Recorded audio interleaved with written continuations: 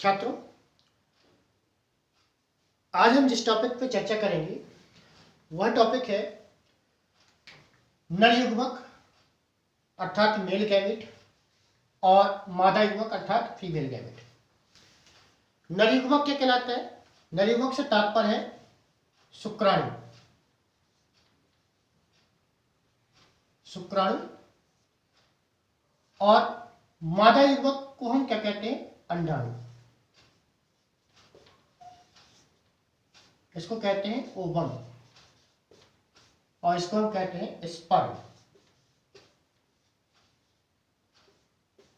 क्या कहते हैं? स्पर्म और ovum. Difference between male gamete और फीमेल गैमेट या डिफरेंस बिटवीन स्पर्म और ओवम। ठीक है, इन दोनों में जब अंतर देखते हैं तो अंतर क्या होता है वो देखेंगे। हमने दोनों ही क्रिया पढ़ी थी, दोनों ही क्रिया में जो इसकी संरचना बनी थी, इसके बाद इसकी संरचना का अध्ययन किया था। पहले के वीडियो में आप अगर न समझ पाए तो पहले के वीडियो में आप इसका अध्ययन कर सकते हैं कि इनका विकास कैसे होता है, ये किसकी संरचना कितने भागों से मिलकर बनी होती है। आज हम उन्हीं संरचना के आधार पर इसकी तुलना करेंगे कि दोनों में क्या डिफरेंस है। सबसे बड़ी बात, हमने अगर शुक्राणु की बात करते हैं तो शुक्राणु की संरचना 3 भागों में बटी होती है, जिसे हम कहते हैं सिर,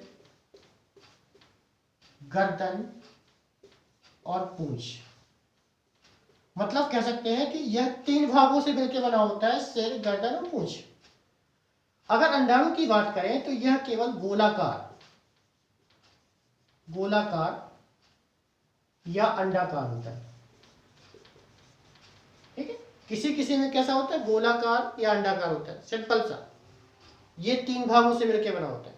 इसकी संरचना का अध्ययन आप शुक्राणु जनन की संरचना और अंडाणु जनन की संरचना में कर सकते हैं, जिसकी वीडियो में पहले ही पोस्ट कर चुका हूं। उस पर जाके आप उसका अध्ययन कर सकते हैं।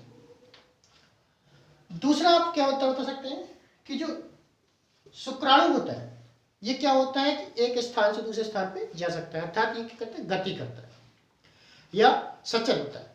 आप कह सकते हो कि यह सचल होता है। ठीक है, यह क्या होता है? सचल होता है।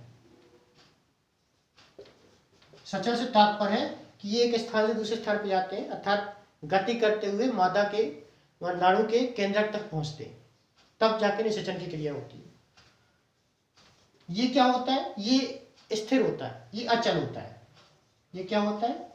अचल होता है, इसमें गति नहीं होती है। ठीक है, इसमें गति नहीं होती, इसमें गति होती है। तीसरी स्थिति आप बता सकते हैं कि जो शुक्राणु होता है, शुक्राणु में गति होती है, तो गति के लिए जो ऊर्जा होती है वो उसमें पाए जाने वाले माइटोकॉन्ड्रिया के द्वारा होती है। तो हम कह सकते हैं कि नर युग्मक अर्थात शुक्राणु में इसमें माइटोकॉन्ड्रिया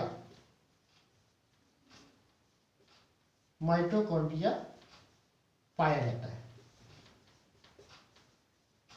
ठीक है, माइटोकॉन्ड्रिया पाया जाता है। ये भी हम संरचना में बता चुके कि माइटोकॉन्ड्रिया कहाँ पाई जाती है। ठीक है, तो माइटोकॉन्ड्रिया का कार्य क्या है? ऊर्जा को संचित रखना।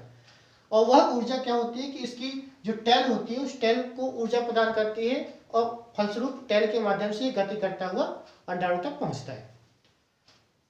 इसमें आप बता सकते हैं किसमें माइटोकॉन्ड्रिया नहीं पाई जाती। माइटोकॉन्ड्रिया अनुपस्थित होता है। ठीक है, इसमें माइटोकॉन्ड्रिया अनुपस्थित है। इसी प्रकार अगर हम चौथे अंतर की बात करें तो इसमें और क्या अंतर हो सकता है, तो आप बता सकते हैं कि जो शुक्राणु होता है उसके सिर, उसकी कह सकते हैं कि जो हेड वाला भाग था, सिर वाला भाग था, उसके ऊपर क्या था? एक्रोसोम पाया जाता है। क्या पाया जाता है? इसमें एक्रोसोम पाया जाता है, जो क्या करता है कि निषेचन के समय स्पर्म लाइन नामक एक एंजाइम स्रावित करता है, जिससे अंडाणु की भित्ति गलती है और शुक्राणु का केंद्रक अंडाणु के केंद्रक से संलयित होता है। तो एक्रोसोम पाया जाता है। ये क्या बना, किसका बना होता है? गोल्गी काय का बना होता है, मैंने बताया था। अगर हम इसकी बात करें तो इसमें एक्रोसोम नहीं पाया जाता, इसमें एक्रोसोम अनुपस्थित है।